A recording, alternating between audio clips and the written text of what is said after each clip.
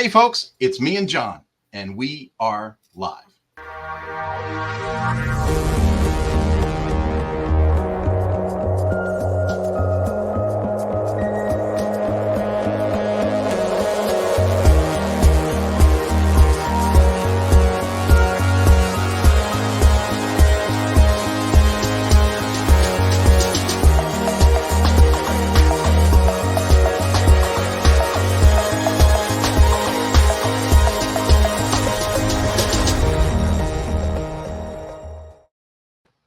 Folks, if you saw the video play, you know that we are here interviewing movers and shakers.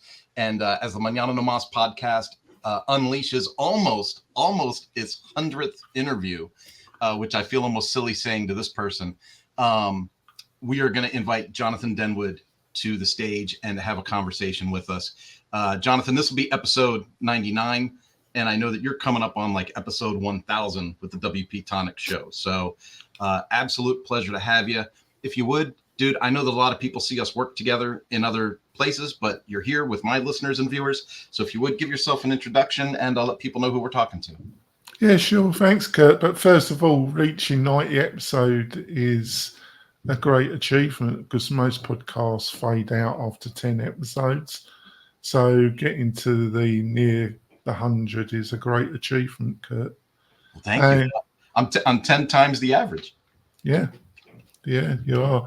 I'm the founder of WP-Tonic. We are hosting plus provider. We're going to go into what the plus is about during the show.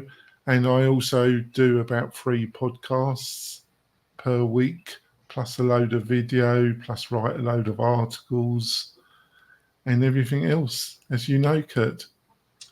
That part is something I really want to shine on in this episode, Jonathan, and that is, and I'm just going to be blunt because everyone that follows me knows I kind of say what's on my mind. But I see people get a pat on the back or a stage at WordCamp or something for a little bit of work that they do. And then I look at what you're putting out. I mean, I review your blog posts for WP-Tonic. I've almost done 100 shows with you on WP-Tonic and the Membership Machine Show, right? So if we think about just the exposure that you create, not only for WP-Tonic, but for all of these other players in the WordPress space or hosting or SaaS environment, dude, it's phenomenal. I mean, what makes you just continue to push and drive and deliver the content and the level of content that you're able to put out? Desperation. I don't really want to work for somebody else. It's a bit of this, you know, as an entrepreneur, you're always a bit desperate, aren't you? I think things are going the right way, touch wood. I seem to be making progress. It's much slower and more difficult to get the wheel moving. And I think most people starting on, I've been in business since my early 20s, and it was in retail that I spent over 20 years, and I got into web design and development as a hobby, and then I decided to do a mature degree in the UK in web development and design. It was a hybrid, but so I've always worked for myself. So there's always a bit of desperation about it, unless you've got a very large company. So that's the reality. I don't want to work for somebody, and because I don't want to work for somebody, you're always a bit desperate.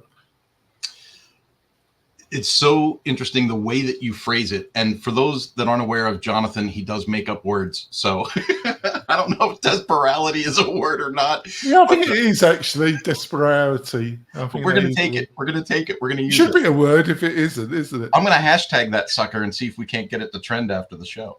Yeah, bit like Chocolate Factory. A bit like Chocolate Factories.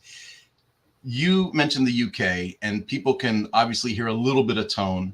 Your accent really isn't all that prominent anymore, by the way.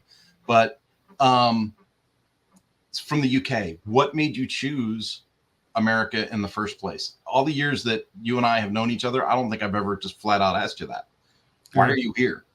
It's my ex-wife who was an American citizen. We met. She was a ski instructor at Heavenly, and I bumped into her. And that wasn't design, folks. I literally was out of control, and I wiped out a ski instructor which was a pretty good-looking one.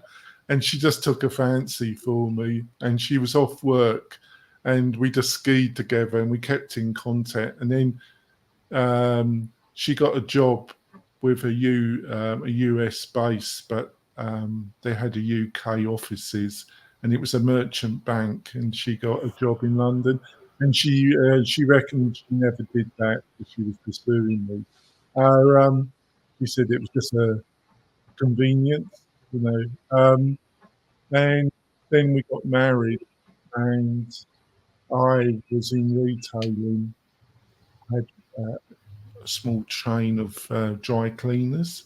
Well, only one production facility, and then 2 to 3 satellite stores. And I've been doing that in my early 20s, and I was a bit burnt out from it, and I really wanted out, and she wanted to go back to America, back to Sacramento, and I wasn't keen on Sacramento because all her family lived there, and it was too hot for me in the summer. So we decided to move near Reno because it's in driving distance, and we were both into skiing. So it was a good compromise. Reno's near a place called Dillon Lake, right? Yes. That place is beautiful. I stopped there on a road trip once. I just saw it. I made a U-turn and went back to it. I spent a whole day at that lake. I thought that place was awesome. Well, I've always stayed in the Washoe Valley, Reno, Washoe Valley, Carson City area. Nice, nice. So I don't know if you know this or not, but George Jefferson used his riches from the dry cleaning industry to move to the Upper East Side in New York. Oh, well. I didn't get that much from my retail business. I got a reasonable amount, and most of it went to my divorce. So it went to a good cause. So maybe the beans are back to burning in the kitchen. There we go. Those that grew up on 70s TV might be laughing really hard right now. Other people are just confused at the things I say. So let's talk about business ownership. So you own the dry cleaning thing, right? Now you're here in the States. You've said, I don't like to work for other people. Was business ownership always in the cards for you? Or were you like gainfully employed in a corporate job and said, this is a mystery. I don't know why I'm here. I'm out. Well, I've always had to work because I have dyslexia, and it's very hard to judge level. That's one of the reasons why I got involved in technology. So basically, I have problems with spelling, and I have terrible handwriting, but most of the doctors in America and UK have terrible handwriting. But I didn't have a fantastic experience in the formal educational system. It was pretty brutal. And I kind of left school with no qualifications at all. So it was I basically got into business and always have been in business. I have a friend that is a scoutmaster in California. He's an old dude. He's like, I think he's 68 this year, but he is a funny guy. He was a C student, right? And now he's a business owner and does pretty well for himself. I want to point out, sorry to interrupt, but yeah. As a mature student, I got a degree, and I've also got AMA, and I've also got an American Associate degree. So I'm the most overqualified dyslexic, but I still feel I couldn't get a job.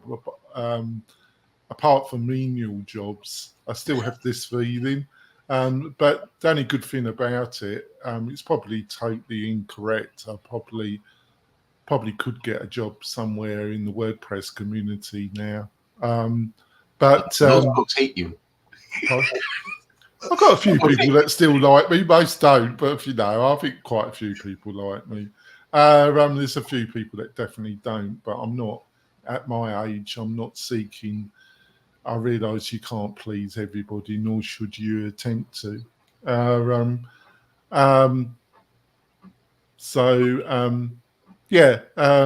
But my kind of the good point of the dyslexia, it kind of motivates me to work a lot harder than other people. Yeah, I'm sure it's not lost on the audience the way that you said that, right? I got out of school with no actionable skills and I had to be self-employed. And then you went and listed, an MA and associates and all of these things. I mean, obviously you're educated and you pursue knowledge at a very thirsty rate. When I look at the content that you put out and the way that you keep kind of your thumb on the pulse of things. So I'm familiar with what Hosting Plus is and the WP-Tonic setup, but a lot of our listeners aren't. And we'll get into that after our break. But when I think about that and then how you're able to add so much value from so many other surrounding things, I'll just ask, how much time do you think you spend a week on just staying up to pace, like knowledgeable about the industry and what's going on in there? Well, I don't think I am actually.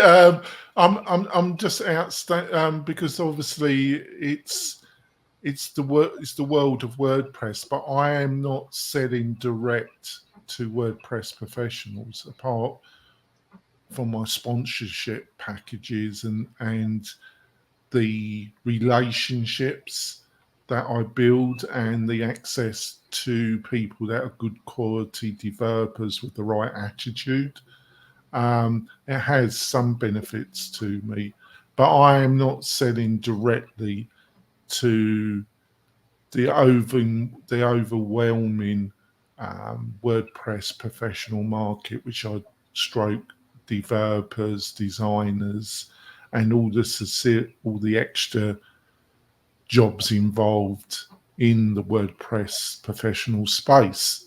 I am not. I'm selling to end consumers mostly. Because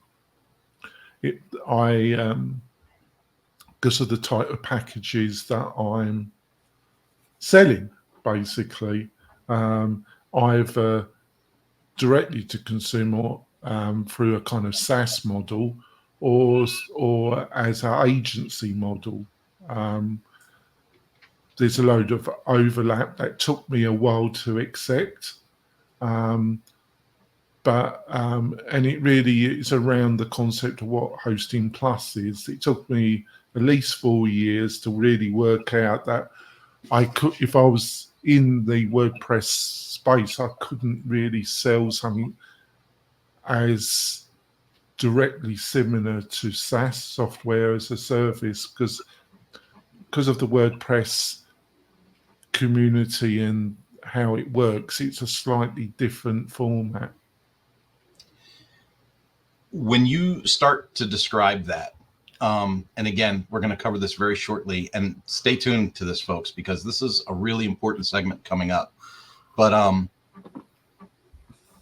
in business in general, I think about the age of your podcast, the amount of episodes that you have. I think about how you unleash this Hosting Plus kind of platform.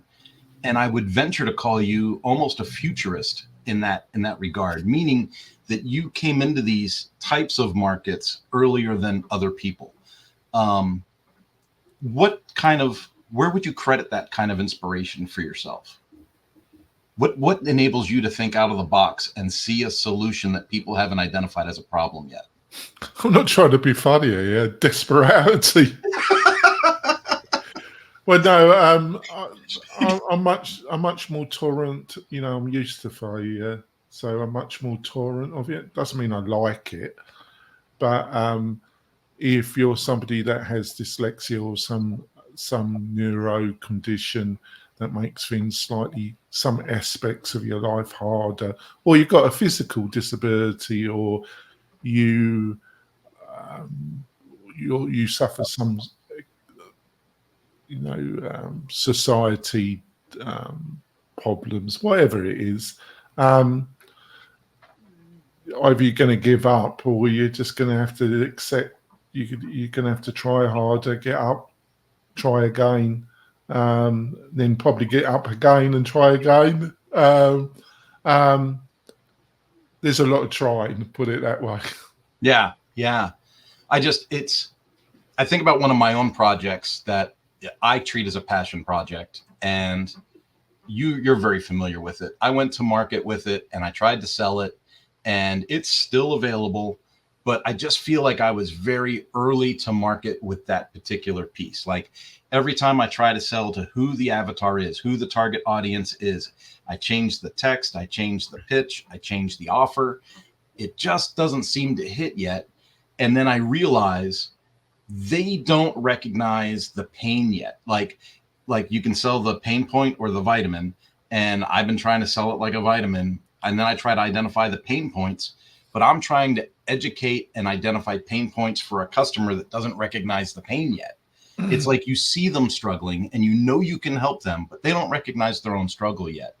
And I feel like when I look back on WP-Tonic and the work of Jonathan Denwood, like with the podcast, you've been making those episodes for years, almost 1,000 episodes. So you got into that game early and started adding value to the community by letting leaders in the community talk. Well, when I had my original co-host, he actually encouraged me. We're no longer friends, unfortunately, but that was more down to him, really. As well, somebody you don't actually know, and you can hear the first. I think he was involved in the first 80 episodes. Wow. Is that I got in it because I came back. I'd gone after my divorce. I needed a break, so I went back to the UK for 6 to 8 months, and I decided, even though I love the UK.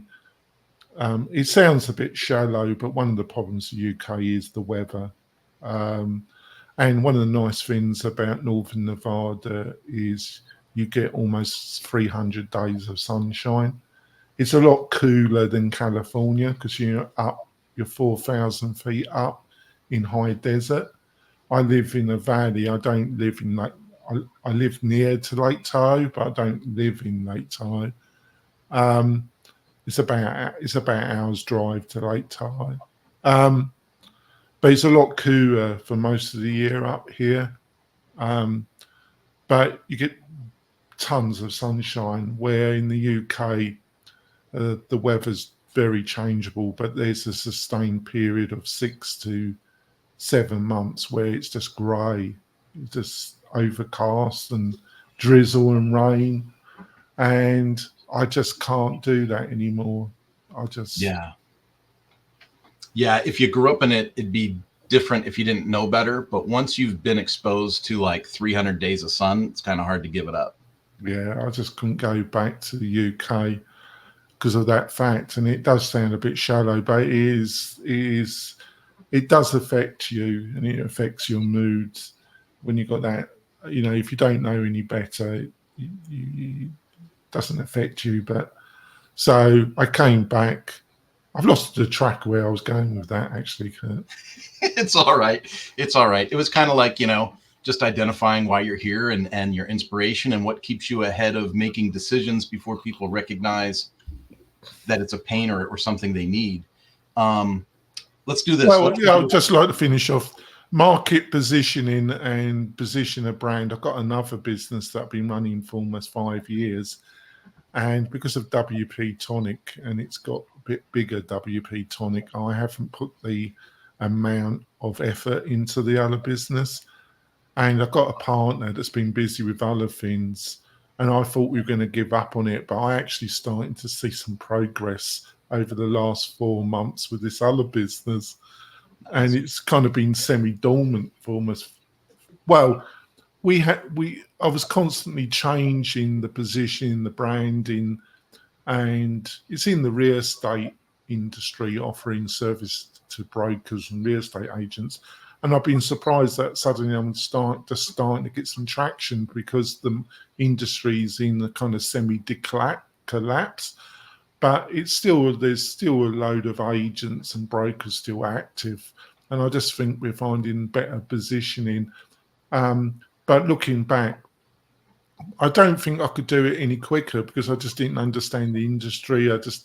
Technically the platform's really good, but I just didn't understand the positioning where I was going to find my unique spot. This all takes a lot of time. It does. I think back fondly, believe it or not, during that time of the pandemic, I actually made lives almost every day. And the core message was, regardless of what's going on around you, you got to find the opportunities within the obstacles, and that's kind of a play off of what you said about, well, I'm used to failure and I can just keep making tweaks and changes. Because you said you're used to failure, you're not afraid to make tweaks and changes. Well, and also you got to keep your costs down, and Yep. you've got to have some income coming in that allows you to keep. The main thing is to keep in the game mentally and financially. Don't get wiped out mentally, and don't get wiped out financially, so you can keep in the game too. Obviously, you've got to change things because, as Einstein says, what did he say? The real sign of madness is doing the same thing again and again. So obviously, if something's not working, you're going to have to change things. But it doesn't mean, on the other hand, there are people that just, if it doesn't work in the first few months, they're on to the next thing, where sometimes you do have to give up on something, but normally it's a process of what's the word? Where you slow changes. Yeah, transitions. That's not the word I was looking for, but I can't remember it. But you basically got to work on something and do slight changes. But most people give up too soon, or they're forced to give up through financially or mentally. They can no longer do it. I think about 2 or 3 projects I had shortly after getting married. And so that's stressful, right? Because you're trying to be an entrepreneur and be newly married at the same time. And you've always got that. Now you've got a second set of eyes watching everything you do. And I can remember starting something and, like you said, not seeing immediate results and giving up, and then starting something else and trying to stick with it for a while, but then not seeing the intended results and giving that up. And both of those projects turned into phenomenal ideas for other people to pick up and run with after I abandoned them. And I think that's why I'm so hesitant now to give up on things. People will say I'm overly tenacious about certain projects, but that's because I've given up on things in the past and then seen them take off later. And I don't want to miss that shot when it goes up. Yeah, I think as long as you can look at the situation, and it's really difficult to really see what is going on. It's very hard, especially when you worked hard on something, even when people that you respect and you ask for feedback and they give you feedback. It's very hard to hear it when you really worked hard on something. Yeah. But you just got to accept it. It doesn't mean you're going to have to accept it straight away or even agree with it, but kind of write it down, put it on the back burner, the feedback you're getting from people that you respect, and then leave it for a while and then have a think about it, and leave it, have a think about it, and see if you can see why it's not working, and are there small changes or changes you can do around the marketing, the positioning, various things, and does it make sense to you? Can you, after thinking about things, can you see there's some plan of action for you to change it? Obviously, if you can't, then maybe you should give it up. But as long as there is a plan of action and it makes some kind of sense, and you've got the finances and the mental energy to still do those steps, it's better to work on something gradually and then keep moving from one thing to the other, in my opinion. But I'm not saying that, it's just my opinion. Yeah. Well, folks, we're going to jump to a quick break. When we come back, we're going to talk about Hosting Plus and how WP-Tonic might be the solution for you and your online presence. SCORM. As an executive, you hear that word and you go, man, Why did we follow that 20 years ago? But now you're stuck with it. You've spent hundreds of thousands, if not millions of dollars developing e-learning material, and you're running it on a platform from 15 years ago. You've assembled this awesome team of diversified young professionals in your office that quite honestly might not even know what SCORM really is. So now, as you fly around the city and you look out the window, you have to ask yourself, as the guy running this show, where do I put this stuff? Well, call the folks at Mañana No Mas. Let's move you to a modern platform in WordPress using Lifter LMS, run your SCORM content, and keep your budget well under what you've been paying for these antiquated systems. See you soon.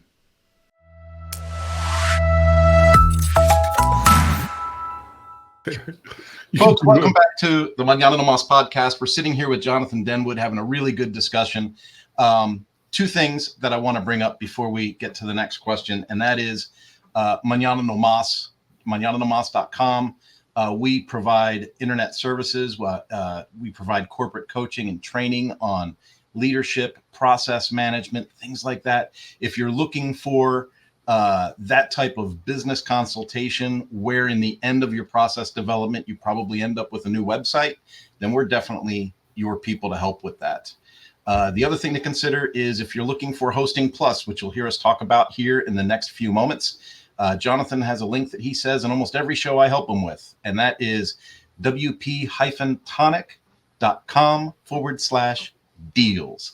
And he has a curated set of plugins and hosting and all kinds of options there for you. I know he's going to be happy that I said that on the show, and we can get to the next to the next question. Jonathan, here comes the point, man. Tell us your inspiration for it and what Hosting Plus actually is. Yeah, well, there's kind of three concepts kind of come into it. It's basically finding a product that I thought I wanted to get away from the traditional agency model. And funny enough, Matt Medeus and Mark were doing a live YouTube presentation yesterday, and they were talking about this, and I had it in the background. It's the traditional agency model. It's kind of feast or famine, where you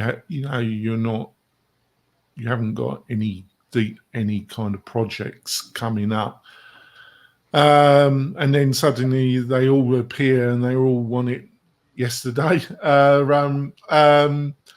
I wanted to get away from that. I was looking at the SaaS model, but my skills, my history is in the WordPress.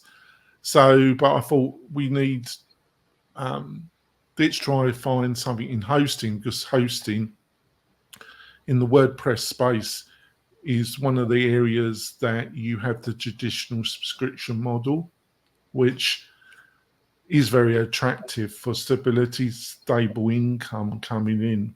So I wanted to do, and I had noticed that some of the people that seem to make some decent money are hosting providers. I wanted to do something in the hosting space.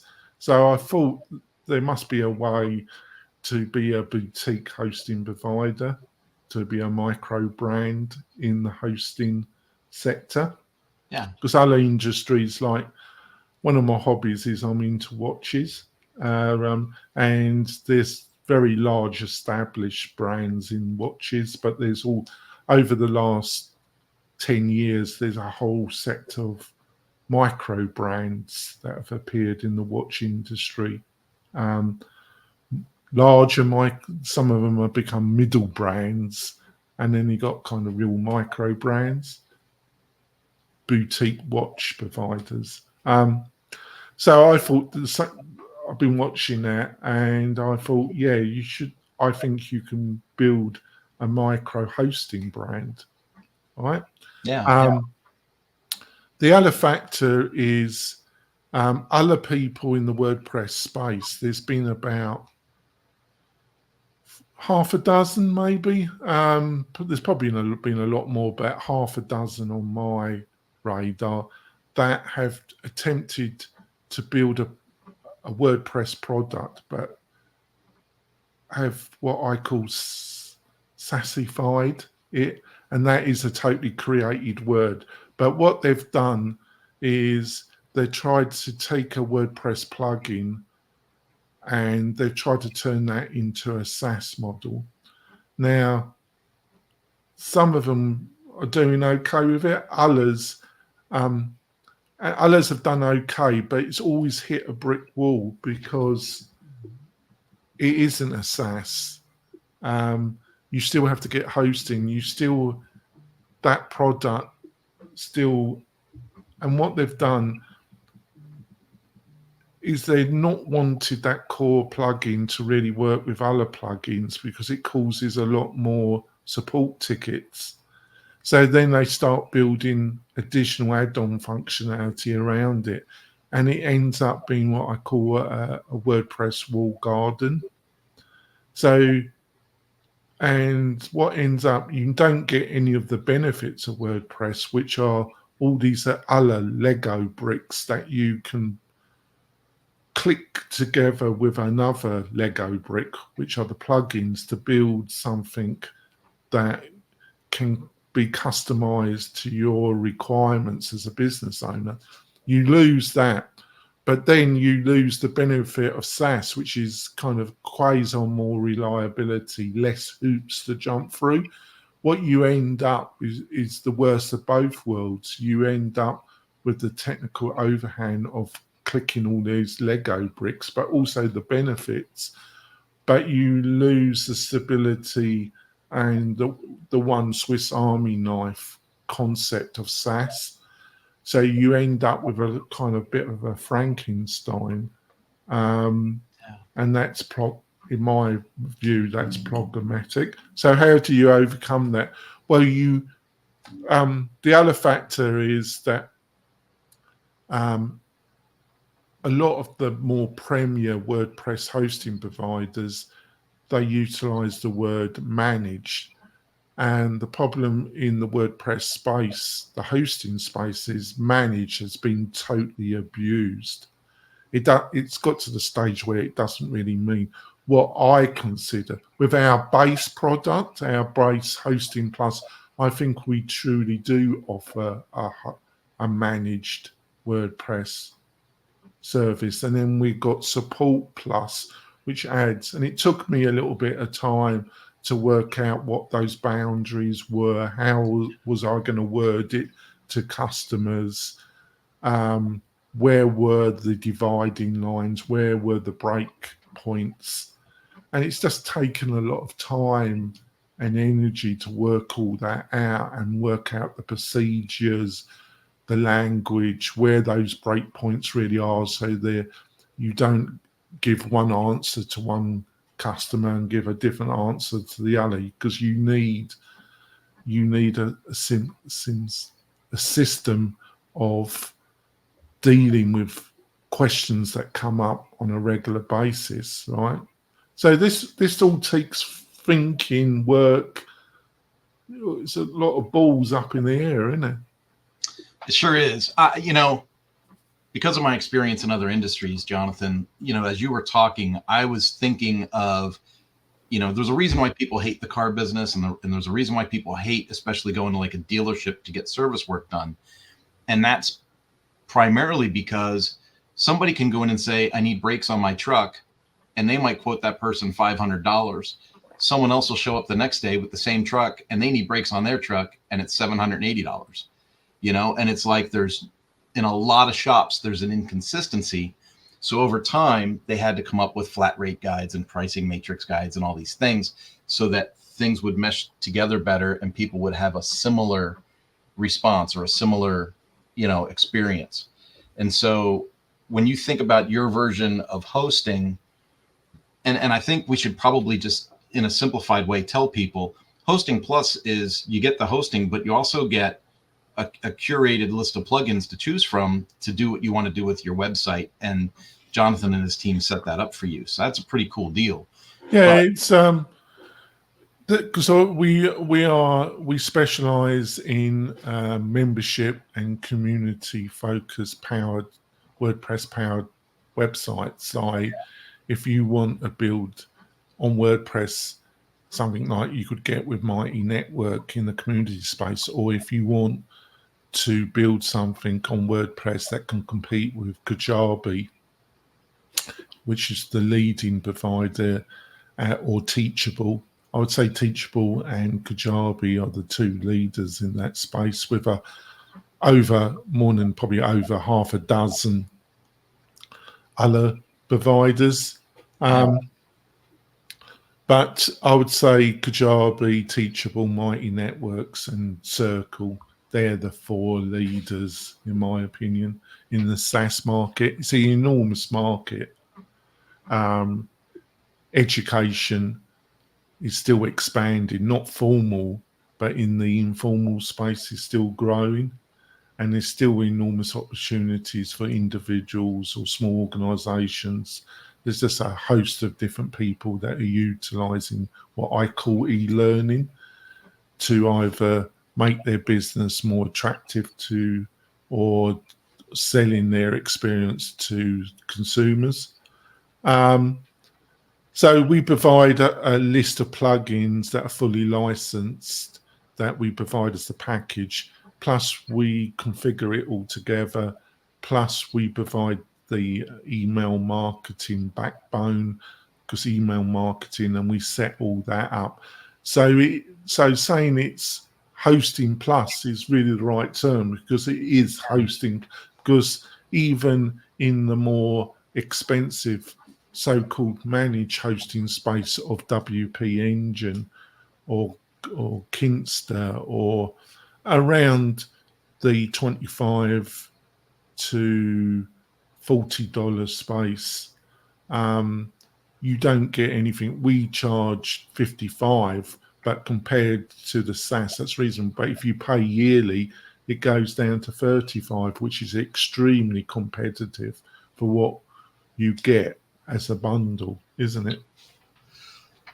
I can't help but think about the value of the bundle. I mean, if we're just going to be blunt, right? Whether you want to go with LearnDash or you want to go with Lifter, you've got that. Those in the know, you can look at the pricing page for either one of those plugins, and you're going to see that that's hundreds, if not over $1,000 to get into that. And then you've got WP Fusion. If people are going to go build something more advanced and need automation, you include that. And then the CRMs that you put in with Fluent, that whole package, it has value. So when I look at your list and I study the WP-Tonic method, you and I have had this private conversation before. I'm like, I can't believe you don't charge more. But you do offer it at a really good value. And I wanted to make sure our listeners and viewers knew about it and understood the ins and outs of it. Where do you see this idea of Hosting Plus going over the next year, possibly 2 years, with all the other stuff? Obviously, with my other company, we're in the process of migrating some of the key functionality that's offered, and we'll be offering and I'll be bringing Kurt on board with this when it's got set up. Our development team are working on it right now, and I'll be adding Fluent Booking hopefully to the mixture, and it will be aimed at the coaching market probably, or aimed at the school market. The more kind of, I haven't really worked out which of those two markets it will be, but it's a more it will have the marketing automation. It will be a more WordPress with still the ability to add Lego blocks to it if you want, but it will be more kind of a SaaS model, but offer this marketing automation inbuilt with landing pages and being able to send text and the email sequences. So really it's going to be a real direct competitor to Kajabi. So I'll be able to offer a more SaaS environment and but this is all very tricky, Yeah. This is not only a functionality question and getting something that actually works. It's about how do you position it, and this is a lot more trickier than a SaaS product, because WordPress isn't SaaS, and SaaS isn't WordPress. Yeah. But and there was this movement about turning WordPress into a service, and it hasn't. It's never really taken off, because the positioning, the branding, nobody's really got it really spot on. So everybody's struggling. I think my strength is I think I'm one of the few people publicly that's talked about this. I'm sure other people have been thinking about it, because I'm not the sharpest tool in the toolbox, but nor am I the bluntest. Yeah. But I think a lot of people are not aware of it. It's a kind of positioning, branding question that hasn't got right. So I've got that, but I'm up to even something more, because I'm scheming even more, Kurt. I'm planning to really go up against Buddy Boss and provide a much better solution than Buddy Boss that works with Lifter and LearnDash, but provides an app as well. And I've made progress on that, and I'm on the stage of maybe moving forward on that as well, Kurt. That's a big jump. For those that are not in the know, there always seems to be this weird thing out there where people want to take their WordPress site and turn it into a mobile app. And there's all these strange, bizarre things that land in my email box that tell me how easy it's going to be with one click to convert my WordPress page into an app. And funny thing, folks, I've tried a bunch of them and they don't work. So it'll be interesting to see how Jonathan can move forward with that and make that an actionable thing for Well, it's clients. fine. I'm trying. I've been trying to find a technical somebody that I can bring into the team and be a technical founder with me. And I think I found somebody. We're just talking back and forth. And also I found a methodology that will allow us to build a minimum viable. It's going to be a WordPress plugin, but it's going to be linked to our app as well.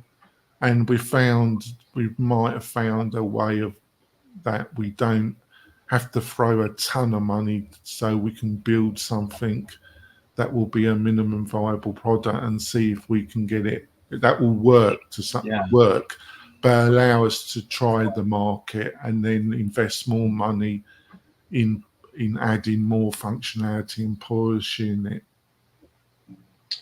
I'm going to ask you a question off the cuff. It's more of a follow-up to the last thing that you were talking about with SaaS versus the WordPress environment. And it's this.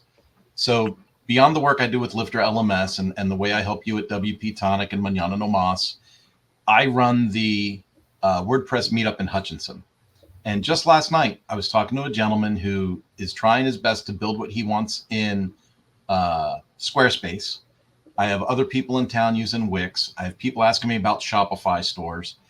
And it seems like, and I have clients that are also in Kajabi and stuff. So I have some working knowledge of these platforms. And there doesn't seem to be a whole lot of flexibility. You and I always say things like WordPress gives you ownership, digital sovereignty, and flexibility to build what you want. And then there's all these people using these SaaS tools without a lot of flexibility and freedom. So why do you think it is that people come to the WordPress marketplace, and whether they have paying clients or not, when they're building a new course website or a new membership website, they are so focused on what they want to customize or change or implement rather than just launch their platform and see if a minimal viable product creates revenue?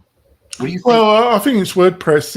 I think a lot of the people that we deal with, I understand them, and they have a tendency to overdo it. Where the other people, I think WordPress, because of what's happened with page builders, what's happened with Gutenberg, what happens in general in the WordPress marketplace. It's not it has and I think that's what I'm trying also. Obviously, I'm trying to make a decent living, but I think you. I don't know. I don't expect you to say yes or no.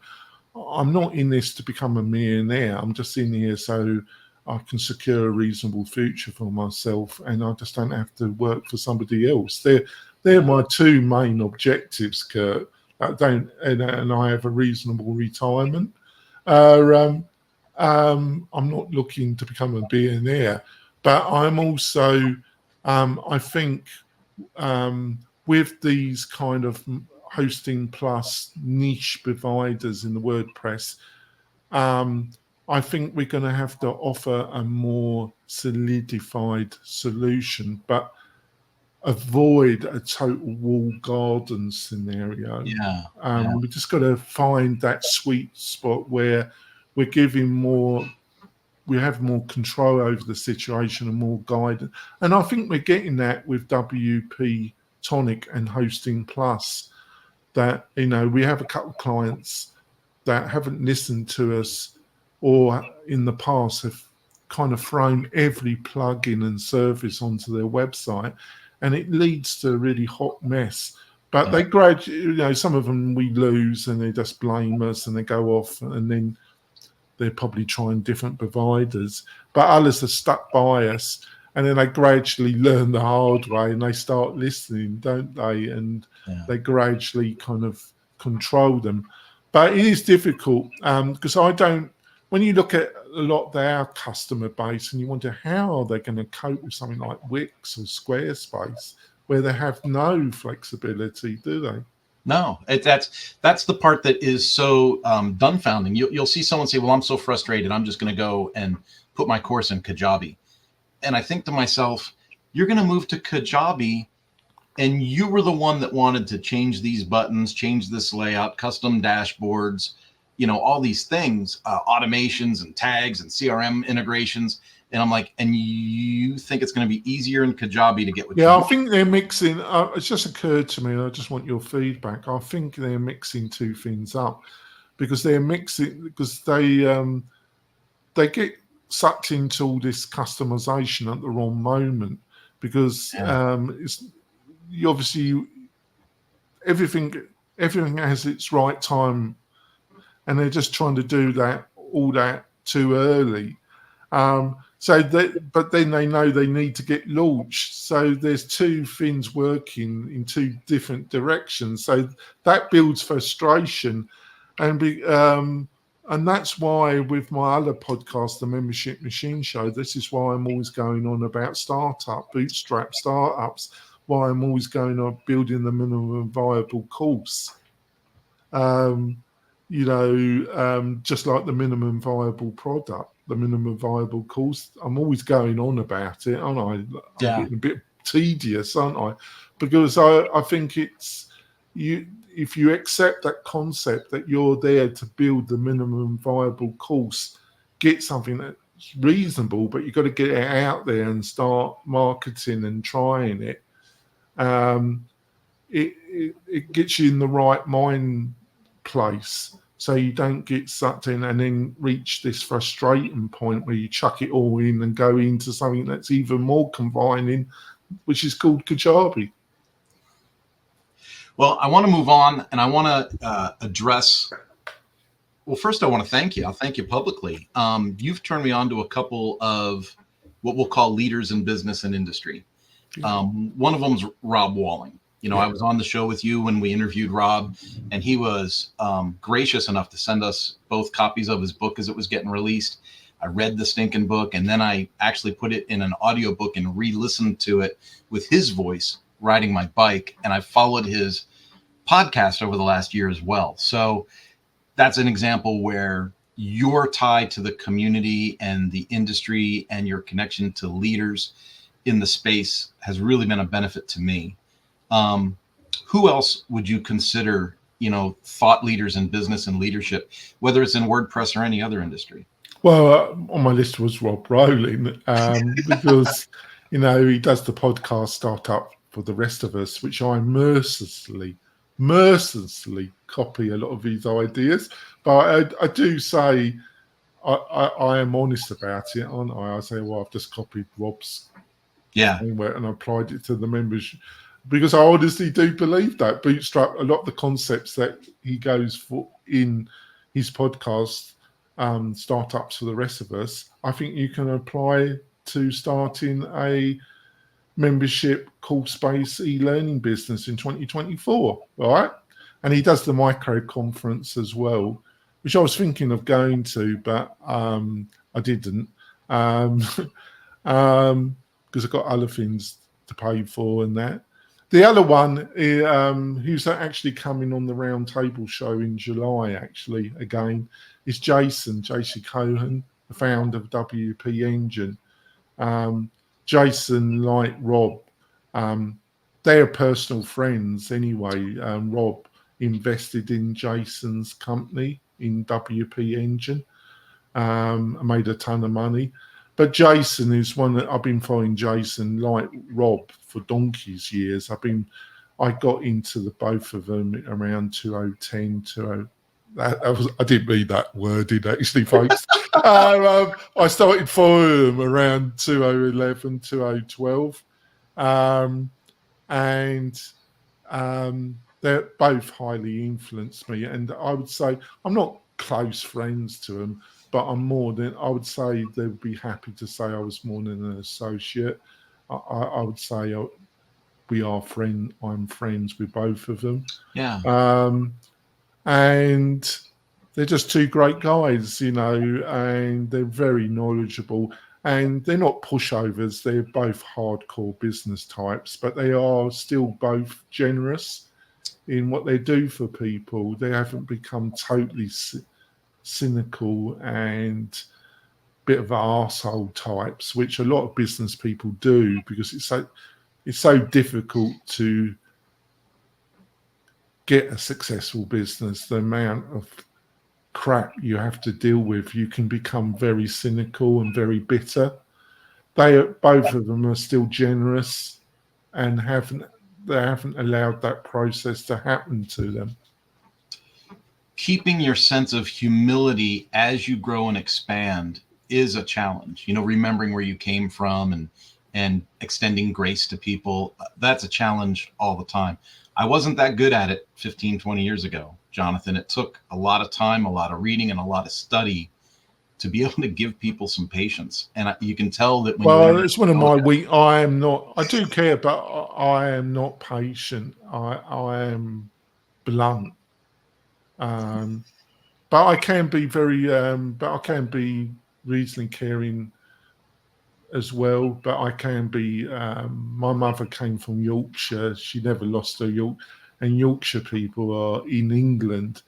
English people in general are more blunter. Well, some people would say they're not.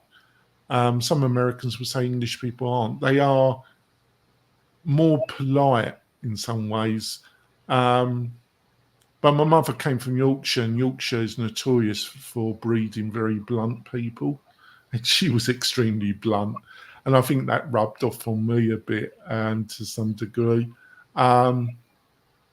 I just prefer people to be honest with me. There's a different, but that's not excuse for rudeness. No, I would describe people from the UK as being delightfully cutting. Like, they're very polite when they insult you. Yeah. I have a friend I used to work for at Ducati, and he's got a knack for just saying it and just spitting it out with a smile and you not getting pissed off. But he's just summed you up and given you a critique. That's the thing I miss. I still have my UK family, and I still kept in touch with about 2 to 3 UK friends. And that's the main thing I miss, is the English humour. There are a few Americans that really get English humour and quite like it. There's a lot of that don't. And I really miss that banter and that back and forth. And a lot of English people, they like a good argument and they're okay with it, where a lot of Americans, it's got to the stage that you can't really talk to people. It's not worth the aggro. and you're marked as a degenerate if you don't agree with them. And that, it's just not worth the aggro. Where in Britain, I'm not sure if that's changing in Britain. It probably is, but a lot of, not all, but a lot of British people, you can still have an argument with them and still keep your friendship. And I've always liked a good discussion because most things are grey. There's only a few things that are really black and white. Most stuff, it's just an honest opinion, and could go either way, could it? It's mostly. I've mostly found that it's only arseholes that really think that everything's black and white, aren't they? They just haven't learned anything. Yeah, you got to be a little pliable, at least open to concepts. I might not like it or truly believe in it, but I'm always open to hear what someone's got to say. And I see that in you too. So I think that's one of the reasons we get along so well. One more question before we go. And this one is, so we've already identified you as, ongoing self-education, a mover and shaker in the industry, almost a futurist with your business, and the amount of content you create is formidable. So we've established, okay, the professional side, we got a picture of Jonathan. But dude, what do you do away from the desk that gives your life a sense of balance, or that thing that quiets your brain when you've had enough? Yeah, it's kind of but it only covers like 3 to 4 months of the year. So I do like skiing. I like getting out in the mountains and skiing. Have you gotten better since you met your ex-wife? I actually became a better skier than her. I don't go down many blacks now. It's mostly around the grooms, bombing around, and then the occasional black. I do kind of, when I warm up, look down and think, oh, well, hopefully my medical insurance will cover a broken arm. Yeah, but it's mostly fast. I do like bombing around fast. So I do that. I do like walking in the countryside around here. I try and keep myself reasonably fit, and I walk about 5 to 6 miles a day. First thing in the morning and in the evening when it gets a bit cooler. So it's between 3 and 6 miles a day, and skiing, and I've got a slight hobby around watches. I'm fascinated by time, and I keep away with it because I've spent too much money on watches. I've sold a few, and I tend not to wear. I have about 2 to 3 very expensive watches, but I don't wear them because I'm scared of getting mugged. So I'm probably going to sell those because there's no point. And I've just bought really cheap homage watches, so it doesn't matter. But problem is, I still probably get mugged because they probably won't know the difference. So I'll still probably get gun whipped. So who knows? But